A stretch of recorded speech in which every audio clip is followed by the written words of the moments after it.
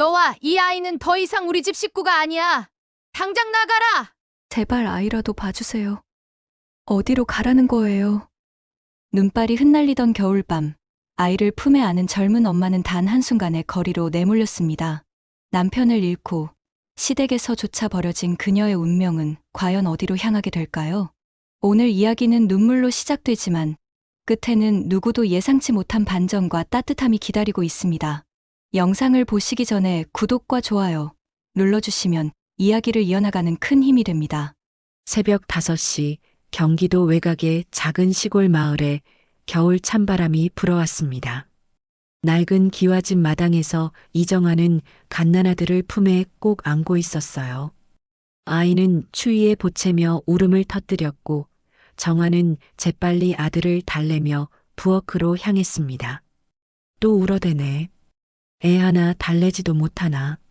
시어머니 박말순의 차가운 목소리가 등 뒤에서 들려왔어요. 정아의 어깨가 움츠러들었습니다. 말순은 팔짱을 끼고 며느리를 노려보며 혀를 찼어요. 말순이 며느리를 못마땅해 하는 데는 이유가 있었습니다. 정아는 시댁이 원하는 며느리가 아니었거든요. 집안도 변변치 않았고 학벌도 별로였어요. 무엇보다 말순은 우리 집안은 대대로 체면이 있는 집안이라며 아들이 읍내 부잣집 딸과 결혼하길 바랐는데 병수가 정화와 사랑 결혼을 고집했죠. 말순 눈에는 며느리가 아들의 앞길을 막는 존재로 보였습니다.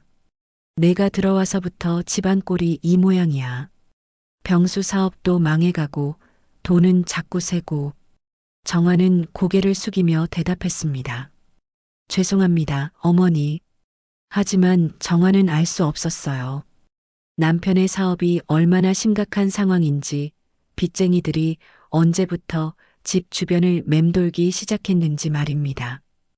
병수는 정화에게 아무것도 말하지 않았거든요. 부엌에서 밥을 하며 정화는 남편을 떠올렸습니다. 요즘 병수의 얼굴에는 늘 그림자가 드리워져 있었어요. 밤마다 술 냄새를 풍기며 돌아오거나 아예 집에 들어오지 않는 날도 있었습니다. 정화가 물으면 사업일로 바쁘다며 대충 넘어갔죠. 아들이 다시 보채자 정화는 재빨리 젖을 물렸습니다. 작고 따뜻한 아이의 손이 정화의 가슴을 꼭 잡았어요. 그 순간만큼은 세상의 모든 걱정이 사라지는 것 같았습니다. 정화는 아이를 바라보며 속으로 생각했어요. 이 아이만큼은 내가 꼭 지켜야 해. 그런데 만약 내가 쓰러지면 이 아이는 어떻게 될까? 나는 어디까지 버틸 수 있을까? 두려움이 밀려왔습니다. 정화 자신도 27의 어린 나이였거든요. 친정은 멀리 있었고 이 집에서는 완전히 혼자였습니다. 정화야, 밥은 언제 나와? 말순의 고함 소리에 정화는 화들짝 놀랐습니다. 서둘러 밥상을 차렸지만 시어머니의 표정은 여전히 험악했어요. 국물이 왜 이렇게 싱거워? 간도 못 맞추나? 정화는 국을 떠서 맛봤습니다. 평소와 똑같았어요. 하지만 아무 말도 할 수 없었습니다. 말순 앞에서는 항상 정화가 틀렸고 정화가 잘못한 것이었거든요. 남편 병수가 들어와 식탁에 앉았습니다. 얼굴이 말이 아니었어요. 눈 밑에는 시커먼 다크서클이 자리 잡았고 입술은 바싹 말라 있었습니다. 어머니, 안녕하세요. 병수는 어머니에게 인사를 하며 정화를 힐끗 쳐다봤습니다. 미안함과 답답함이 뒤섞인 눈빛이었어요. 속으로는 생각했습니다. 어머니 말씀만 들어드리고 있지만 정화한테 정말 미안해. 하지만 지금은 견딜 힘이 없어. 사업이 이 모양인데 집에서까지 싸울 수는 없잖아. 말순이 아들을 보며 한숨을 쉬었습니다. 우리 병수 고생이 많구나. 사업은 잘 되고 있니? 병수의 얼굴이 굳었어요. 네, 어머니. 곧 좋아질 겁니다. 거짓말이었습니다. 사실 병수는 감당할 수 없는 빚더미에 앉아 있었어요. 투자했던 돈은 모두 날아갔고 보증을 섰던 친구마저 사라져 버렸습니다. 빚쟁이들은 매일 전화를 걸어와 독촉했고 어떤 날은 집 앞까지 찾아오기도 했어요. 식사를 마치고 병수는 서둘러 나갔습니다. 정화에게는 한마디 말도 없이요.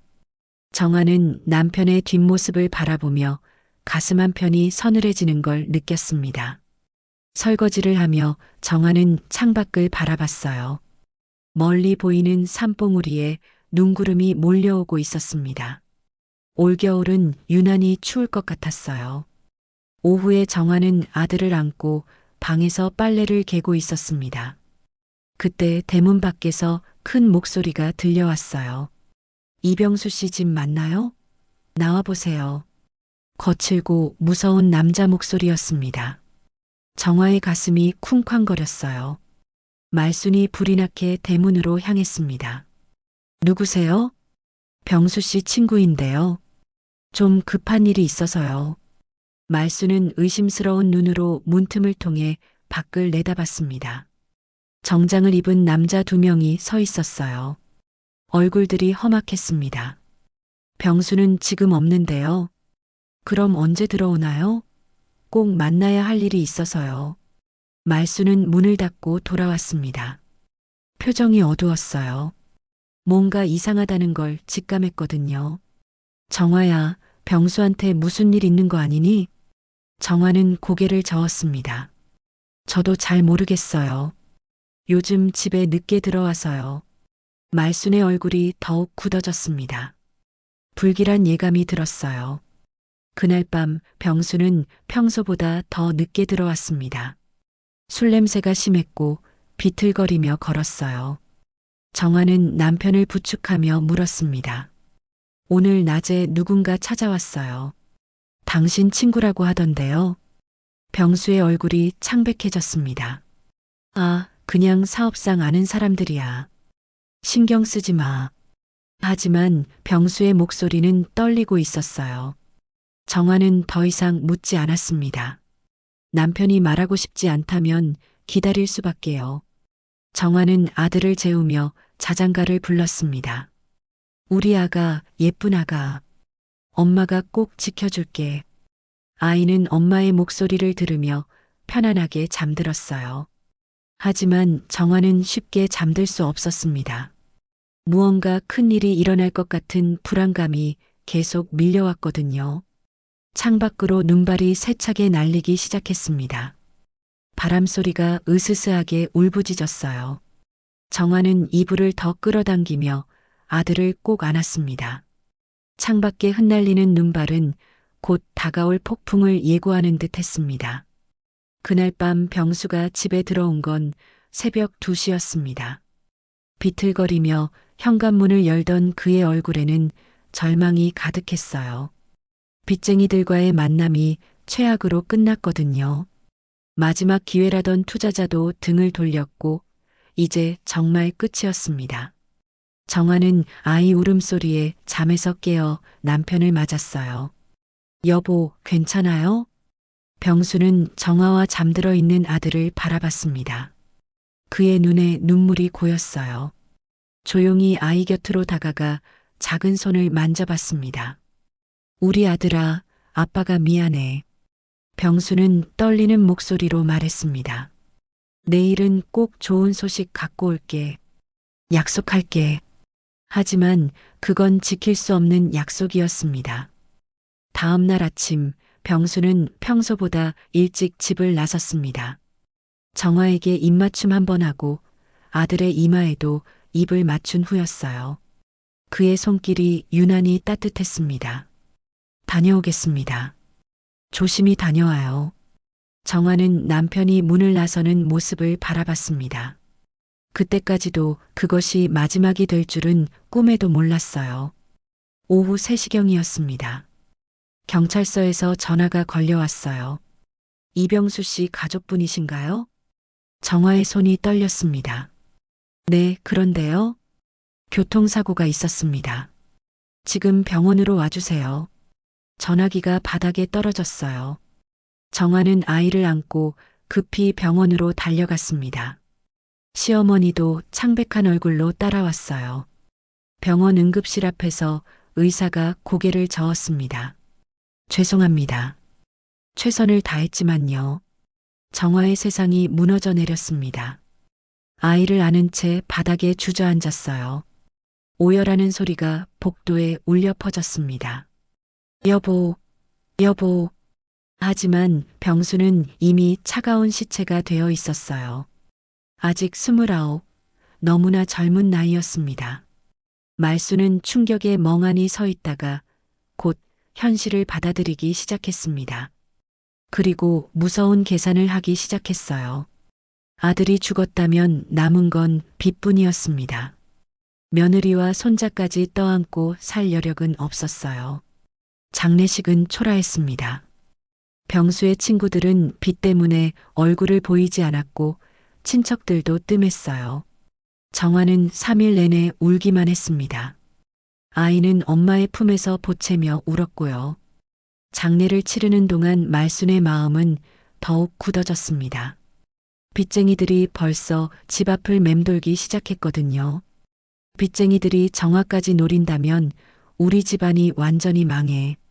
지금 잘라내지 않으면 나중에 더 큰 일이 나. 말수는 스스로를 합리화했습니다. 냉정해야 살아남을 수 있다고 생각했어요. 장례 마지막 날 밤 말순이 정화를 불렀습니다. 정화야, 할 말이 있다. 정화는 아이를 안고 시어머니 앞에 앉았어요. 눈이 퉁퉁 부어 있었습니다. 네, 어머니. 말수는 차가운 목소리로 말했습니다. 넌 이제 우리 집 사람이 아니다. 정화는 귀를 의심했어요. 어머니, 그게 무슨 말씀이세요? 병수가 죽었으니 너와 우리는 남남이야. 당장 짐 싸서 나가라. 정화의 가슴이 얼어붙었습니다. 어머니, 정갈 데가 없어요. 아이는 어떻게 해요? 그건 내가 알아서 해. 우리 집에 있을 자리는 없어. 말순의 목소리에는 조금의 망설임도 없었어요. 오히려 빨리 정리하고 싶다는 조급함이 느껴졌습니다. 정화는 필사적으로 매달렸어요. 어머니, 제발이요. 이 아이라도 생각해 주세요. 병수 씨 아들이잖아요. 하지만 말수는 고개를 저었습니다. 내 애는 우리 집 자식도 아니다. 빚쟁이들한테 끌려가기 전에 어서 나가. 그 순간 정화는 깨달았어요. 남편의 죽음보다 더 큰 절망이 기다리고 있다는 것을, 이 집에서 자신은 정말 아무것도 아니었다는 것을 말입니다. 밖에는 눈이 내리기 시작했어요. 차가운 바람이 창문을 흔들었습니다. 짐은 내일 아침에 싸서 나가라. 더 늦으면 안 돼. 말수는 그 말을 남기고 방으로 들어가 버렸어요. 정화는 아이를 안고 그 자리에 멍하니 앉아 있었습니다. 새벽까지 잠 한숨 못 잤어요. 아이는 계속 보채며 울었고 정화의 눈에서도 눈물이 마르지 않았습니다. 어디로 가야 할지, 어떻게 살아야 할지 막막했어요. 다음 날 아침 말수는 냉정하게 독촉했습니다. 빨리 나가. 시간 없어. 정화는 아이 옷가지와 자신의 옷 몇 벌을 보따리에 쌌어요. 그것이 전부였습니다. 결혼 반지와 아이 돌잔치에 받은 금반지만이 유일한 재산이었어요. 대문 앞에서 말순이 마지막으로 말했습니다. 다시는 이 집 근처에 얼씬거리지 마. 빚쟁이들이 따라올까봐 무서우니까. 정화는 아무 말도 할 수 없었어요. 아이를 꼭 안고 눈물만 흘렸습니다. 나가라. 말순의 고함과 함께 대문이 쾅 닫혔습니다. 정화는 아이를 안고 대문 밖에 서 있었어요. 눈발이 세차게 날렸습니다. 갈 곳도 없고 의지할 사람도 없었어요. 주머니에는 몇만 원이 전부였습니다. 아이는 추위에 울음을 터뜨렸고 정화는 자신의 외투를 벗어 아들을 더욱 꼭 감쌌어요. 우리 아가, 엄마가 있어. 엄마가 꼭 지켜줄게. 하지만 정화 자신도 떨고 있었습니다. 두려움과 절망이 온몸을 덮쳤어요.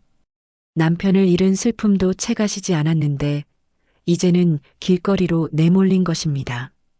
눈보라가 더욱 거세게 몰아쳤어요. 정화는 아이를 안고 천천히 걸음을 옮겼습니다. 어디로 가야 할지 몰랐지만 그냥 걸어야 했어요. 그날 밤 정화는 남편을 잃고 동시에 집에서도 버려졌습니다. 단 한 아이만을 품에 남긴 채로 말이에요. 차가운 세상 속에서 모든 것을 잃은 27살 여자의 절망적인 발걸음이 눈 위에 새겨졌습니다. 그 순간 정화는 더 이상 어린 며느리가 아니었습니다. 아들을 지켜야 할 엄마로 태어난 것이었습니다. 정화는 아이를 안고 눈보라 속을 걸었습니다. 발걸음이 점점 무거워졌어요. 어디로 가야 할지도 모르고 그냥 앞만 보고 걸었습니다. 아이는 추위에 떨며 보채고 있었고 정화의 외투 속에서도 작은 몸이 시리게 떨리고 있었어요. 엄마가 미안해. 따뜻한 곳 찾아줄게. 하지만 정화 자신도 갈 곳이 없다는 걸 알고 있었습니다. 친정은 너무 멀었고 사정도 어려워 갑자기 찾아가기에도 미안했습니다. 친구들 집에 찾아가기에는 아이까지 데리고 민폐를 끼치기 어려웠어요. 주머니 속 몇만 원으로는 여간비도 부족했습니다. 1시간을 걸었을 때 정화의 발이 멈췄습니다. 시장 골목 어귀에서 따뜻한 냄새가 흘러나왔거든요. 고소하고 담백한 두부 냄새였습니다. 정화는 무의식 중에 그 냄새를 따라 걸었어요. 작은 두부 가게 앞에 도착했을 때 정화의 다리가 휘청거렸습니다. 하루 종일 아무것도 먹지 못했고 충격과 절망으로 온몸에 힘이 빠져 있었거든요. 그만 가게 앞에 주저앉고 말았습니다. 어머, 이게 무슨 일이야? 가게 안에서 여자 목소리가 들려왔어요.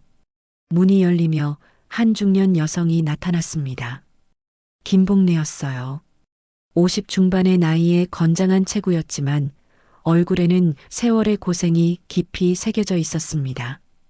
얘야, 이 추운 날씨에 애까지 안고 왜 이러고 있어? 복래는 정화를 부축해 일으켰습니다. 정화는 힘없이 고개를 들었어요. 눈물과 눈이 뒤섞여 얼굴이 엉망이었습니다. 죄송해요. 잠깐만 쉬다 갈게요. 쉬긴 뭘 쉬어. 얼어 죽겠다. 들어와. 복래는 정화를 가게 안으로 끌어들였습니다. 따뜻한 온기가 정화의 몸을 감쌌어요. 아이도 엄마 품에서 조금 안정되는 것 같았습니다. 앉아봐. 뜨거운 거 먹여줄게. 복래는 정화를 작은 탁자에 앉혔습니다. 그리고 부엌에서 갓 만든 순두부찌개를 가져왔어요.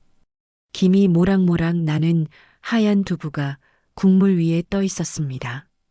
정화는 한 숟갈 떠서 입에 넣었습니다. 따뜻하고 부드러운 맛이 목구멍으로 넘어가는 순간 갑자기 눈물이 터져 나왔어요. 며칠간 참았던 모든 감정이 한꺼번에 쏟아져 나왔습니다.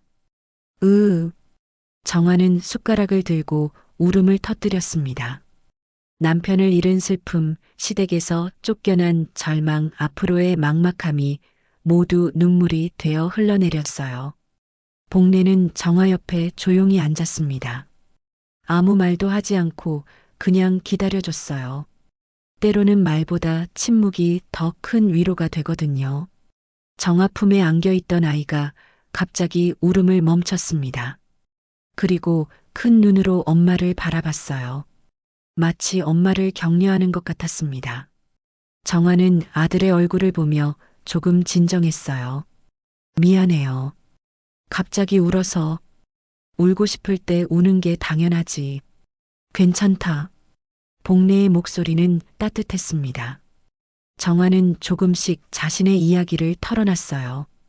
남편을 갑자기 잃었다는 것, 시댁에서 쫓겨났다는 것, 갈 곳이 없다는 것을 말입니다. 남편 이름이 뭐라고 했니? 이병수예요. 복래의 눈에 잠시 스침이 지나갔습니다. 아는 이름이었지만 지금은 따져 묻지 않았습니다. 정화는 지금 당장 버틸 힘조차 없었으니까요. 복래는 정화의 이야기를 끝까지 들어줬어요. 중간에 한 번도 끊지 않고 고개를 끄덕이며 들었습니다. 참 고생이 많았구나. 복례가 한마디 건넸을 때 정화는 오랜만에 따뜻함을 느꼈어요. 누군가 자신의 아픔을 이해해준다는 것만으로도 큰 위로가 되었거든요. 나도 내 마음 잘 알아. 복례의 눈에도 잠깐 그늘이 스쳤습니다. 그 역시 쉽지 않은 세월을 지나온 사람이었으니까요. 두부는 참 신기한 음식이야. 콩을 물에 불리고 갈아서 끓이고 간수를 넣어 응고시키지. 시간과 정성이 들어가야 제대로 된 맛이 나. 복례는 정화에게 두부 한 조각을 집어줬습니다. 사람 사는 것도 마찬가지야. 시간을 속이면 안 돼. 천천히 정직하게 살아야 해. 그 말이 정화의 가슴에 깊이 박혔습니다. 지금은 모든 게 무너진 것 같지만 시간을 갖고 차근차근 다시 시작할 수 있을지도 모른다는 희망이 스쳤어요. 오늘 밤은 여기서 자. 방 하나 비어 있으니 아이랑 푹 쉬어. 복례의 제안에 정화는 고개를 저었습니다. 안 됩니다. 너무 민폐를 끼치는 것 같아서요. 민폐는 무슨. 어려울 때 서로 도와야지. 애가 춥겠다. 복례는 강한 어조로 말했습니다. 거절할 수 없는 따뜻함이 있었어요. 그날 밤 정화는 오랜만에 따뜻한 방에서 잤습니다. 아이도 편안하게 잠들었어요. 하지만 정화는 쉽게 잠들지 못했습니다. 앞으로 어떻게 살아야 할지 생각에 잠겨 있었거든요. 새벽에 정화는 부엌 소리에 잠에서 깼습니다. 복례가 벌써 일어나서 두부를 만들고 있었어요. 정화는 아이를 안고 부엌으로 갔습니다. 이렇게 일찍부터 일하세요? 두부는 새벽에 만들어야 해. 신선해야 맛있거든. 복례는 맷돌을 돌리며 말했습니다. 하얀 콩물이 졸졸 흘러나왔어요. 도와드릴까요? 괜찮아. 그냥 구경해. 하지만 정화는 가만히 있을 수 없었습니다. 복례에게 신세를 진 마음에 뭔가 도움이 되고 싶었거든요. 정말 도와드릴게요. 제가 할 수 있는 일이라도요. 복례는 정화를 바라봤습니다. 간절한 눈빛이 느껴졌어요. 그럼 저 장작 좀 넣어줘. 불세기를 맞춰야 해. 정화는 아이를 안고 장작을 넣었습니다. 불꽃이 활활 타오르며 솥을 데웠어요. 그 순간 정화는 뭔가 새로운 시작을 하고 있다는 기분이 들었습니다. 아이가 정화를 바라보며 방긋 웃었어요. 태어나서 처음 보는 환한 웃음이었습니다. 정화의 마음에도 작은 희망의 불꽃이 피어올랐어요. 나를 받아준 사람이 있구나. 이 아이와 함께라면 아직 살아볼 수 있을 것 같아. 정화는 속으로 생각했습니다. 여전히 앞이 막막했지만 혼자가 아니라는 것만으로도 용기가 났어요. 복례의 따뜻함과 두부 냄새가 가득한 이곳에서 새로운 시작을 해볼 수 있을 것 같았습니다. 정화가 두부 가게에서 지낸 지 일주일이 흘렀습니다. 매일 새벽 5시에 일어나 복례와 함께 두부를 만들었어요. 처음에는 서툴렀지만 점점 손에 익어갔습니다. 콩을 불리고 맷돌을 돌리고 간수를 넣는 타이밍까지 배워나갔죠. 정화야, 손님 왔다. 두부 한 모 포장해줘. 복례의 부름에 정화는 서둘러 나왔습니다. 단골 할머니가 기다리고 있었어요. 어머, 새로 오신 분이에요? 네, 안녕하세요. 정화는 정중하게 인사하며 갓 만든 두부를 포장했습니다. 하얀 두부가 깔끔하게 포장되는 모습을 보며 뿌듯함이 느껴졌어요. 맛있게 드세요. 할머니가 웃으며 돌아가는 모습을 보며 정화는 작은 성취감을 느꼈습니다. 오랜만에 누군가에게 도움이 되고 있다는 생각이 들었거든요. 잘했어.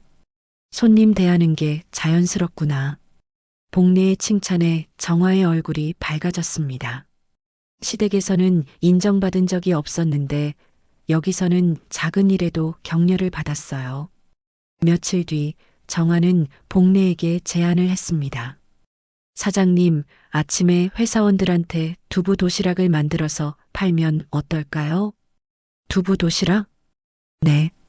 두부찌개에 밥 한 공기씩 도시락으로 만들어서 아침 일찍 배달하는 거예요. 바쁜 직장인들이 좋아할 것 같아요. 복례는 정화의 아이디어에 눈을 반짝였습니다. 그거 괜찮은데? 한번 해보자. 다음 날부터 정화는 새벽 4시에 일어나 도시락을 만들기 시작했어요. 근처 공장과 사무실에 직접 찾아가 홍보도 했습니다.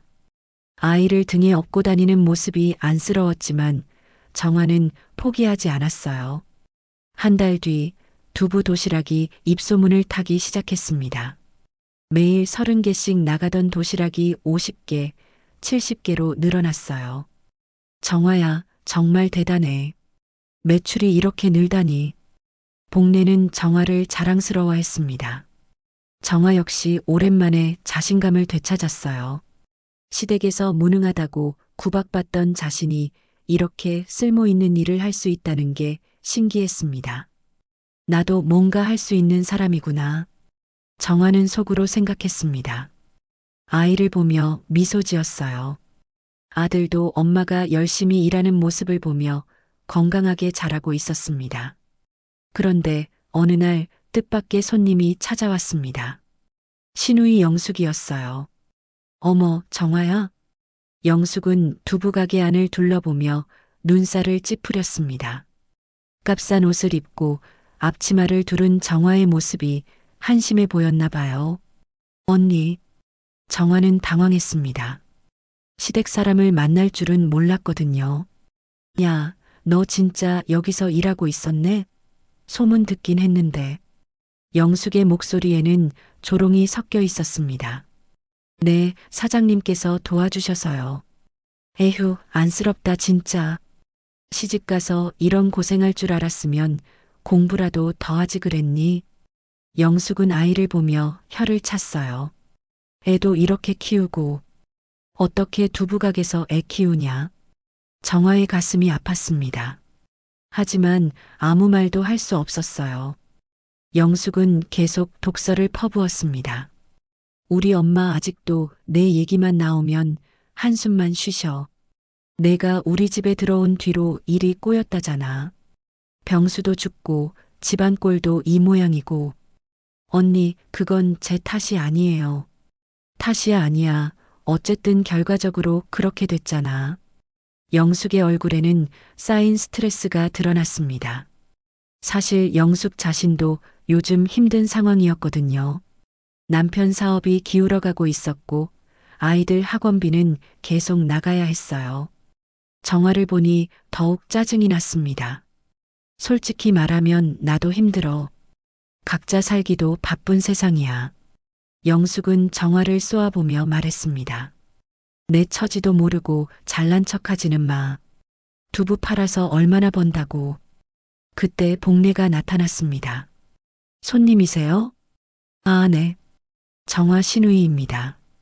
영숙은 복례를 보며 어색하게 웃었어요. 정화가 신세 많이 지는 것 같네요. 죄송합니다. 무슨 말씀을. 정화가 얼마나 열심히 하는데요. 손님들도 다 좋아해요. 복례는 정화를 감싸며 말했습니다. 영숙의 얼굴이 더욱 일그러졌어요. 그래도 남의 집에 신세 지는 건 좋지 않죠. 신세가 아니라 같이 일하는 거예요. 정화 덕분에 우리 가게 매출도 늘었거든요. 복례의 단호한 말에 영숙은 더 이상 할 말이 없었습니다. 그럼 저는 이만 가볼게요. 영숙이 나간 뒤 복례가 정화의 어깨를 토닥였습니다. 사람 말에 흔들리지 마. 내 손으로 삶을 세워가면 되는 거야. 정화는 고개를 끄덕였지만 마음은 복잡했어요.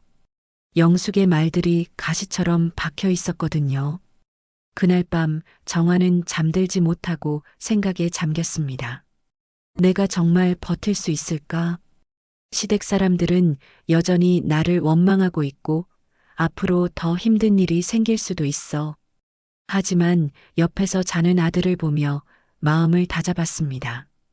이 아이를 위해서라도 다시는 무너지지 않겠어.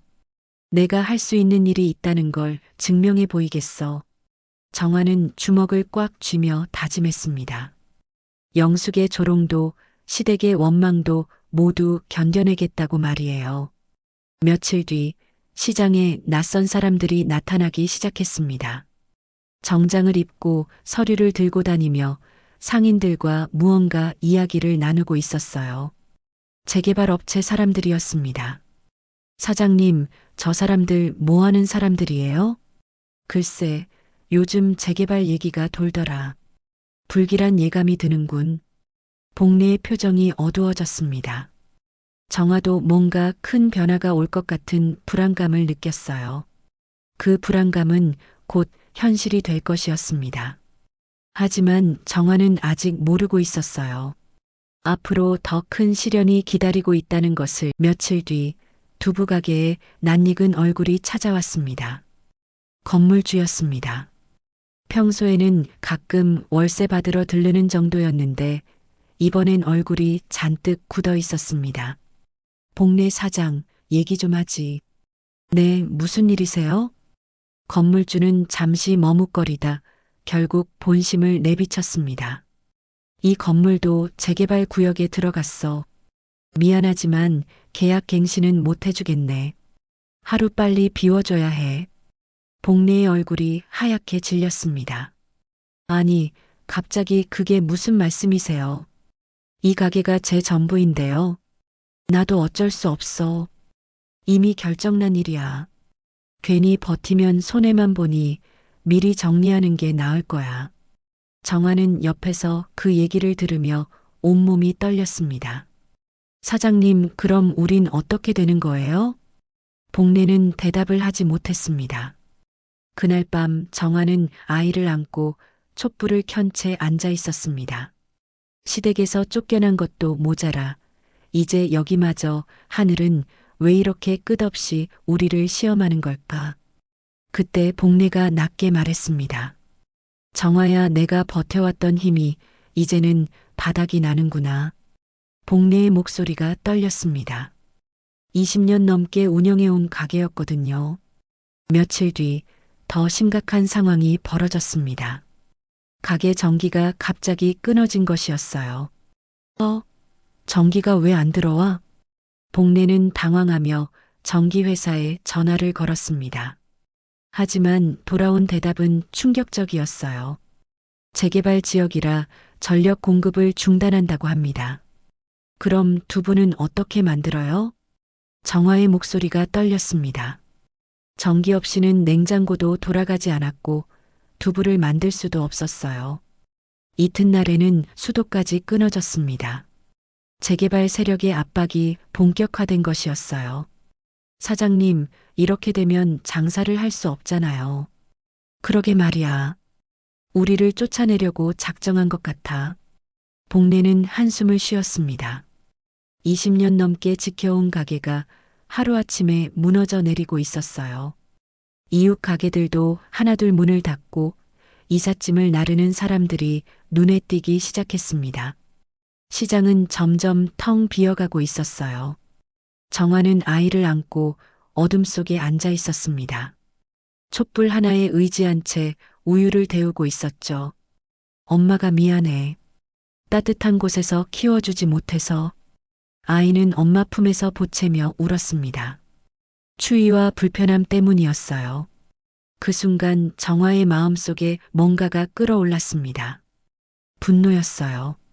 시댁의 구박도, 남편의 죽음도, 영숙의 차가운 외면도 모두 참아왔는데 이제는 아이까지 고생시키고 있었습니다. 아니야. 이렇게 당하고만 있을 수는 없어. 정화는 주먹을 꽉 쥐었습니다. 절망 속에서 작은 분노의 씨앗이 움트고 있었어요. 정화는 품에 잠든 아들을 내려다봤다. 이 아이만큼은 꼭 지켜내겠다. 어떤 고통이 와도. 일이 생긴 지 사흘째 되는 날 밤, 복례가 갑자기 쓰러졌습니다. 정화가 아이를 재우고 있는데 옆방에서 큰 소리가 났거든요. 사장님. 정화는 서둘러 달려갔습니다. 복례는 바닥에 쓰러져 있었고 얼굴이 새하얗게 질려 있었어요. 사장님, 괜찮으세요? 아, 어지러워서 그래. 괜찮다. 하지만 복례의 상태는 괜찮지 않아 보였습니다. 식은땀을 흘리고 있었고 호흡도 거칠었어요. 병원에 가셔야 할 것 같아요. 병원은 무슨, 돈도 없는데. 복례는 일어나려 했지만 다시 주저앉았습니다. 정화는 어떻게든 복례를 부축해서 응급실로 데리고 갔어요. 병원에서 나온 진단 결과는 충격적이었습니다. 간암 말기입니다. 많이 진행된 상태네요. 의사의 말에 정화는 머리가 띵해졌습니다. 복례도 당황한 기색이 역력했어요. 얼마나 시간이 남았나요? 길어야 몇 달 정도로 보입니다. 정화는 복례의 손을 꽉 잡았습니다. 자신을 구해준 은인이 이런 병에 걸려 있었다니 믿을 수 없었어요. 집으로 돌아온 후 복례는 침대에 누워 천장을 바라봤습니다. 정화는 아이를 재우고 복례 곁에 앉았어요. 사장님, 제가 돌봐드릴게요. 고마워, 정화야. 근데 내가 이렇게 되니까 너는 어떻게 할 거냐? 복례의 목소리는 약했지만 여전히 정화를 걱정하고 있었습니다. 그런 건 나중에 생각해도 되잖아요. 지금은 치료가 우선이에요. 하지만 복례는 고개를 저었어요. 시간이 별로 없어. 현실을 받아들여야지. 그날 밤 복례는 정화를 불렀습니다. 정화야, 너한테 줄 게 있어. 복례는 침대 밑에서 낡은 나무 상자를 꺼냈습니다. 먼지가 쌓인 상자였어요. 이게 뭐예요? 복례는 상자를 건네며 말했다. 병수가 이걸 맡기면서 그랬어. 혹시라도 자신한테 무슨 일이 생기면 꼭 아내한테 전해달라고. 눈빛이 어찌나 불안하던지. 빚쟁이 손에 넘어갈까 두려워 집에 둘 수는 없다고 했지. 정화는 떨리는 손으로 문서를 펼쳤다. 이게 토지 문서예요? 복례가 고개를 끄덕였다. 그래. 시장 근처 외곽 논밭이야. 그땐 재개발 구역에 묶여 팔 수도 없고 담보로도 쓸 수가 없었지. 나는 남인이 보관만 했을 뿐 내 이름으로는 아무것도 할 수 없었고. 근데 이렇게 갑자기 사고가 생길지 몰랐어. 정화의 눈에 눈물이 고였다. 하지만 저는 병수의 아내니까 상속인으로서 쓸 수 있겠네요. 그래. 지금은 규제가 풀렸어. 내가 정식 상속인으로서 권리를 행사할 수 있을 거다. 이제 이건 내 무기다. 남편에게 이런 땅이 있었다니 믿기 어려웠습니다. 복례는 정화의 손을 잡고 말했습니다. 정화야, 두부처럼 살아라. 콩이 으깨지고 끓는 물에 들어가야 단단해지듯 사람도 시련을 견뎌야 진짜 강해지는 거야. 사장님, 나는 내 아이조차 지켜주지 못했어. 그게 평생 가슴에 남는 후회야. 복례의 눈에 눈물이 고였습니다. 하지만 넌 아직 기회가 있어. 이것들이 내 무기가 될 거야. 포기하지 마. 남편의 마지막 선물이었고 복례의 마지막 당부였어요. 내가 시련을 견디고 일어서는 걸 보고 싶어. 그게 내 마지막 소원이야. 그 순간 정화의 마음속에서 뭔가가 바뀌었습니다. 지금까지는 당하기만 했다면 이제는 달랐어요. 지킬 것이 있었고 싸울 이유가 있었습니다. 사장님의 소원 꼭 지켜낼게요. 더는 울지도 빼앗기지도 않겠습니다. 그 순간 아들이 엄마 손을 꼭 잡았어요. 정화는 눈물을 훔치며 미소 지었습니다. 그래, 엄마가 널 지켜줄게. 이제 절대 흔들리지 않아. 복례는 정화를 보며 미소를 지었어요. 며칠 사이에 정화의 눈빛이 완전히 바뀌었거든요. 더 이상 무력한 피해자가 아니었습니다. 그래, 그 모습이야. 이제야 진짜 정화를 보는 것 같구나. 다음 날 아침 정화는 일찍 일어나 문서들을 다시 한번 꼼꼼히 살펴봤습니다. 남편이 남긴 땅의 위치와 가치를 파악해야 했어요. 아이가 깨어나 엄마를 바라봤을 때 정화의 얼굴에는 새로운 결의가 서려 있었습니다. 우리 아가, 엄마가 꼭 지켜줄게. 이제는 아무도 우리를 함부로 대하지 못하게 할 거야. 정화는 문서들을 다시 상자에 넣고 단단히 안았습니다. 이것들이 자신과 아들의 새로운 시작이 될 것이었어요. 창밖으로는 아직 어둠이 가시지 않았지만 정화의 마음속에는 새로운 희망의 빛이 떠오르고 있었습니다.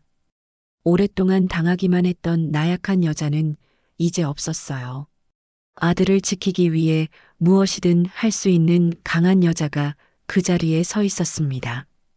복례는 정화의 변화를 지켜보며 안도의 한숨을 쉬었어요. 이제 내 차례다, 정화야. 며칠 뒤 정화는 아이를 업고 법무사 사무실을 찾았습니다.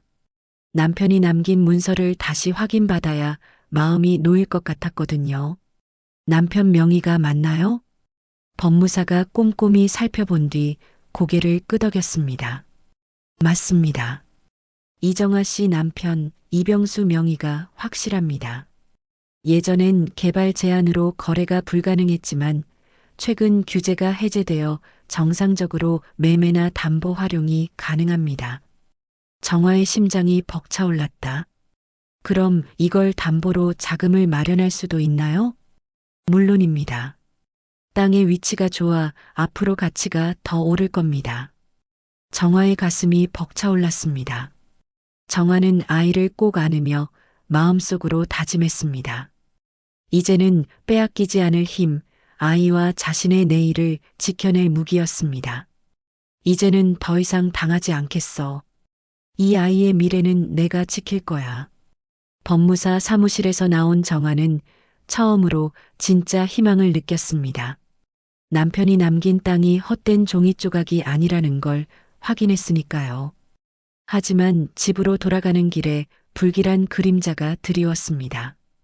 이정아 씨 맞죠? 정장을 입은 낯선 남자 2명이 길을 막아섰습니다. 눈빛이 매서웠습니다. 누구세요? 재개발 추진위원회에서 나왔습니다. 잠깐 얘기 좀 하시죠. 정화는 아이를 더 꽉 안았습니다. 남자들의 입에서 나온 단어에 심장이 철렁 내려앉았습니다. 법무사 사무실 다녀오셨더군요. 남편 명의 땅, 이번 구역 안에 포함됩니다. 정화는 깜짝 놀랐습니다. 누군가 자신을 계속 지켜보고 있었던 겁니다. 그건 제 개인적인 일이에요. 개인적인 일이 아니라 사업과 직결된 문제죠. 괜히 버티지 마십시오. 서류는 결국 저희 손에 들어올 겁니다. 남자의 목소리에는 노골적인 위협이 담겨 있었습니다. 아이까지 있는데 사고라도 나면 곤란하지 않겠습니까? 정화의 몸이 굳었습니다. 하지만 이번엔 예전처럼 무력하게 떨기만 하지 않았습니다. 저는 나갈 생각 없어요. 이 땅은 제 아이의 미래예요. 남자들이 비웃으며 자리를 떠났습니다. 남겨진 정화는 두려움과 함께 분노가 끓어올랐습니다. 이제 뺏기지 않겠어. 집으로 돌아가니 더 충격적인 장면이 기다리고 있었습니다. 신우이 영숙이 재개발 관계자들과 함께 두부가게 앞에 서 있던 겁니다.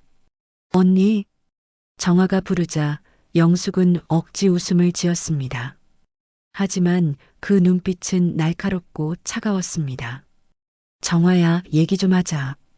재개발 인사들이 먼저 자리를 떴고 둘만 남았습니다. 영숙이 낮은 목소리로 쏘아붙였습니다.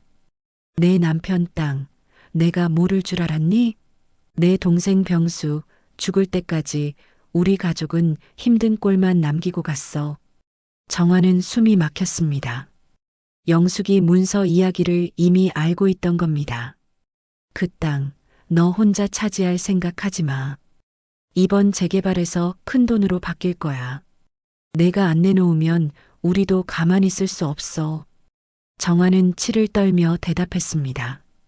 그건 제 남편이 제게 남긴 겁니다. 아들과 제 몫이에요. 내 몫? 내가 우리 집안에 들어와서 무슨 일이 있었는지 똑똑히 기억해. 병수도 죽고 우리 집안은 빚더미에 앉았어. 이 모든 게 내 팔자 때문이야. 영숙의 얼굴에는 분노와 절망이 뒤섞여 있었습니다. 우리 집도 힘들어 죽을 지경이야. 그런데 내가 땅을 쥐고 버틴다고? 그 땅 팔아서 다 같이 살면 되잖아. 정화는 몸을 떨며 대답했습니다. 언니, 그건 제 남편의 마지막 선물이에요. 쫓아낼 땐 언제고. 제가 지켜야 해요. 이기적인 년. 영숙은 이를 갈며 말했습니다. 좋아. 끝까지 버텨봐. 하지만 그 땅 때문에 내가 더 큰 화를 입어도 난 모른다. 눈물이 나려 했지만 꾹 참았습니다. 이젠 아무도 믿을 수 없어. 시댁도 재개발 세력도 모두 나를 적으로 돌렸어. 하지만 나는 물러서지 않는다. 바로 그때 복례가 기침을 하며 밖으로 나왔습니다. 얼굴이 창백했지만 정화를 걱정하는 눈빛이었습니다. 무슨 일이냐, 정화야? 정화는 방금 있었던 일을 숨김없이 털어놨습니다. 영숙의 협박, 재개발 세력의 위협까지. 복례는 한참 침묵하다가 정화의 손을 꼭 잡았습니다. 이제 진짜 내 차례다. 내가 버텨야 한다. 난 오래 못 살 테니 이 가게와 아이 그리고 그 땅. 내 힘으로 지켜라. 정화는 고개를 끄덕였습니다. 더 이상 흔들리지 않는 눈빛이었습니다. 네, 사장님. 이젠 절대 뺏기지 않을 거예요. 촛불이 흔들렸지만 꺼지지 않았습니다. 정화의 결심도 그랬습니다. 복례는 떨리는 손으로 머리맡 서랍을 열어 얇은 봉투를 꺼냈습니다. 안에는 두부 비법이 적힌 노트와 가게, 상표권 관련 서류가 들어 있었어요. 이건 내가 평생 지켜온 것들이야. 이제 내가 이어가야 한다. 정화는 눈물이 고인 채로 봉투를 받아들었습니다. 사장님, 정직하게 만들면 사람은 떠나지 않아. 이건 내 마지막 선물이자 부탁이다. 그날 밤 정화는 촛불을 켜놓고 서류들을 다시 펼쳐봤습니다. 남편이 남긴 토지 문서, 그리고 복례가 전해준 두부 비법과 상표권 서류까지. 이제 이 모든 것이 그녀만의 무기가 되어 있었습니다. 아이가 옆에서 편안하게 자고 있었습니다. 정화는 아들의 얼굴을 바라보며 다짐했어요. 이제는 내가 지킬 차례야. 남편도 사장님도 모두 날 믿고 맡겨주신 거야. 정화의 눈에는 더 이상 눈물이 없었습니다. 대신 강한 의지가 빛나고 있었어요. 정화는 서류들을 가슴에 안았습니다. 남편의 마지막 선물이자 자신과 아들의 새로운 시작이었어요. 그날 이후 정화는 영숙과의 인연을 완전히 끊었습니다. 그녀에게 남은 건 아이와 문서뿐이었습니다. 얼마 뒤 복례는 결국 세상을 떠났습니다. 정화는 마지막까지 곁을 지키며 장례를 치렀어요. 눈물 속에서도 마음속으로 다짐했습니다. 이제는 내 차례다. 사장님의 뜻을 이어 반드시 지켜내겠다. 20년이 흘렀습니다. 남편이 남긴 땅은 정화의 첫 발판이 되었습니다. 그 땅을 담보로 대출을 받아 시누이 눈에 띄지 않는 다른 동네에서 이후에는 가맹점을 늘려가는 자금으로 활용할 수 있었던 겁니다. 복례가 남긴 비법으로 만든 두부가 입소문을 타면서 첫 번째 가맹점이 생긴 게 10년 전이었습니다.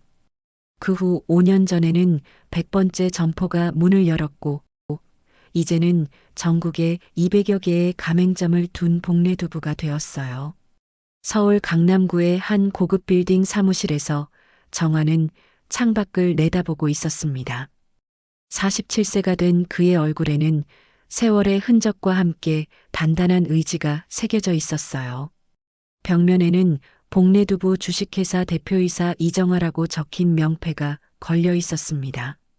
어머니, 오늘 시간 되세요? 성인이 된 아들 민수가 사무실로 들어왔어요. 키가 아버지만큼 크고 듬직한 청년으로 자라 있었습니다. 대학을 휴학하고 정화의 회사에서 인턴으로 일하고 있었어요. 왜 무슨 일이니? 복례두부 200호점 오픈식에 참석하셔야 한다고 팀장님이 전해달라고 하셨어요. 정화는 미소를 지었습니다. 매번 새 가맹점이 열릴 때마다 느끼는 뿌듯함이었어요. 200호점 오픈식장에는 많은 사람들이 모여 있었습니다. 언론사 기자들도 와 있었고 지역 상인들과 주민들도 구경하러 나왔어요. 복례두부의 성공 비결은 무엇인가요? 기자의 질문에 정화는 차분히 대답했습니다. 정직함입니다. 콩을 제대로 불리고 시간을 충분히 들여 만든 두부는 맛을 속일 수 없거든요. 사람 사는 것도 마찬가지라고 생각해요.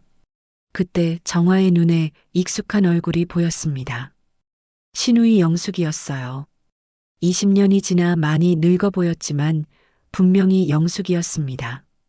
오픈식이 끝난 후 영숙이 조심스럽게 다가왔어요. 정화야. 언니. 정화의 목소리는 담담했습니다. 너 정말 대단해졌구나. 신문에서 봤어. 전국적으로 유명하더라. 영숙의 얼굴에는 부러움과 후회가 뒤섞여 있었습니다. 언니는 어떻게 지내세요? 그냥 그럭저럭 살고 있어. 남편도 몇 년 전에 세상을 떠났고 애들도 다 장가가고. 영숙은 정화를 바라보며 말했습니다. 정화야, 그때 일. 미안해. 나도 어쩔 수 없었던 거 알지? 우리 다시 가족처럼 지낼 수 없을까? 영숙의 목소리에는 간절함이 담겨 있었습니다. 혼자 늙어가는 것이 외로웠나 봐요. 정화는 잠시 생각하다가 말했습니다. 언니, 그때는 제 등을 돌리셨잖아요. 전 그걸 잊지 않았어요. 영숙의 얼굴이 굳었습니다. 제가 가장 힘들 때, 아이까지 안고 갈 곳 없을 때 언니는 외면했어요. 정화의 목소리는 차가웠지만 흔들리지 않았어요. 하지만 원망하지는 않아요. 그때 언니가 그러지 않았다면 전 이렇게 강해지지 못했을 거예요. 정화는 영숙의 어깨를 가볍게 토닥였습니다. 이제 각자 자기 길을 가는 거예요. 언니도 건강하게 사세요. 영숙이 떠난 후 민수가 어머니 곁으로 왔습니다. 어머니, 저분이 누구세요? 내 고모야. 더 이상 설명은 하지 않았어요. 굳이 가족의 어두운 과거를 말할 필요는 없다고 생각했어요. 며칠 뒤 정화에게 더 놀라운 소식이 전해졌습니다.